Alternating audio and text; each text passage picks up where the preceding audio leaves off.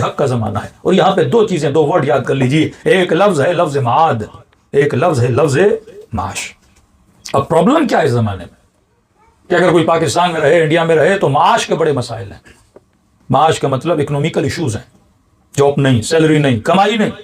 تو اب بندہ تلاش معاش کے لیے ٹریول کرتا ہے، سفر کرتا ہے. کچھ یورپ میں آ گئے، کچھ مڈل ایسٹ میں چلے گئے، کچھ یو ایس چلے گئے، کچھ یو کے چلے گئے. اب معاش کے پیچھے گیا، معاش تو بن گیا، پرابلم کہاں آ گئی؟ معاد کی پرابلم آ گئی.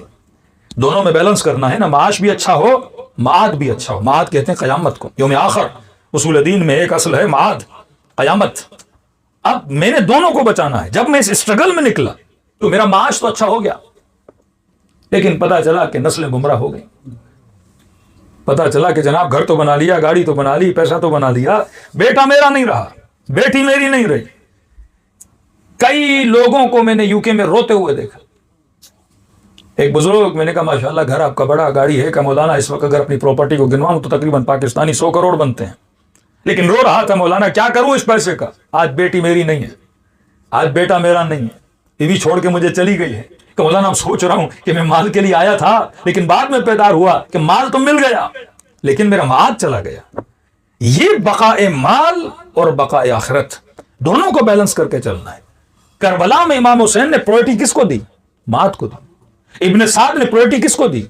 معاش کو دی. اس نے کہا حسین تیرے طرف آؤں گا، مر جاؤں گا، ہاں پتا ہے جنت ملے گی. لیکن یزید نے لکھ کر دیا ہے کہ تو رہ کی حکومت تیرے حوالے ہے. یہ بدقسمتی تھی ابن سعد کی. جب اس نے یزید سے یہ آرڈر لیا، اگر سیدھا وہ ایران چلا جاتا کبھی قاتل امام حسین نہ بنتا. اس کی غلطی یہ تھی کہ یہ کوفے آیا.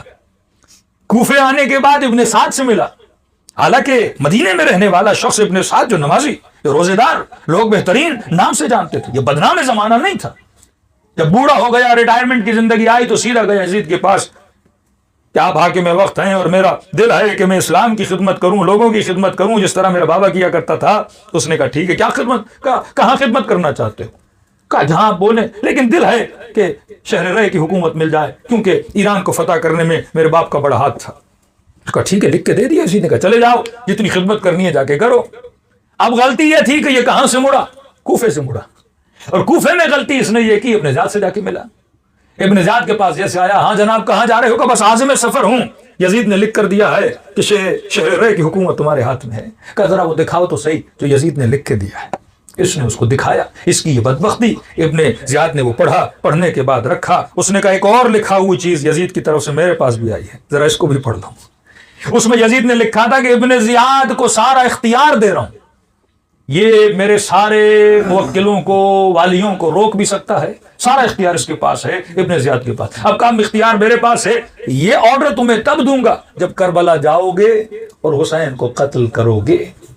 کہتے کئی دن اس کشمکش میں تھا کہ جاؤں کہ نہیں جاؤں. نہیں جاؤں گا تو شہر رے چلا جاتا ہے، جاتا ہوں تو قاتل حسین بنتا ہوں. تو اس نے پرائرٹی کس کو دی؟ معاش کو دی. یہ